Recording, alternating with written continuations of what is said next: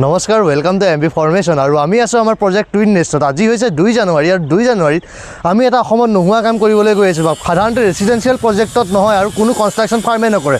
আমি এই প্লিন বিমখিনি একেলগে আজি কাষ্টিং কৰিবলৈ গৈ আছোঁ। তাত দেখিবলৈ পাইছে আমাৰ মেচিন লাগি আছে আৰু ইয়াত আমি এডমিক্সাৰ ইউজ কৰিছোঁ প্লাষ্টিচাইজাৰ, যি আমাক ৱাটাৰ প্ৰুফিঙো কৰি দিব ছাইডটোত, লগতে আমি ৱৰ্কেবিলিটিটো পাই যাম। এতিয়া আপোনালোকক মই এটা বস্তু দেখাবলৈ আহিছোঁ। যেতিয়া বিম কাষ্টিং কৰাৰ আগত কিছুমান বস্তু আমি ভেৰিফাই কৰিব লাগে। সেইটো হৈছে আমাৰ যোনটো এই পোষ্টকেইটা দেখিছে, এইকেইটা হৈছে ছাপৰ্টিং পোষ্ট।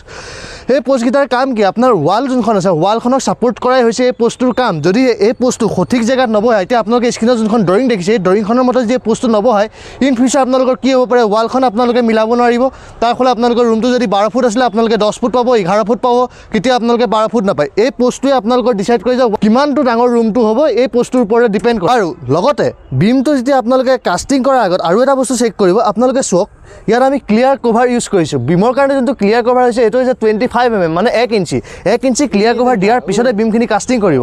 আৰু এইকেইটাই হৈছে মেইন পইণ্ট, যোনকেইটা বিম কাষ্টিং কৰাৰ আগে আগে আপোনালোকে ডিচাইড কৰিব লাগে। এতিয়া বহুতে এই ছাপৰ্টিং পোষ্টটো প্লিণ্টৰ ওপৰত দিয়ে, কিন্তু সেই পোষ্টটো দিয়া নিদিয়া কোনো অৰ্থ নাই, কাৰণ সেই পোষ্টটোৱে আপোনালোকে প্ৰপাৰ ষ্টেণ্ড আৰু জোৰ নাপায়।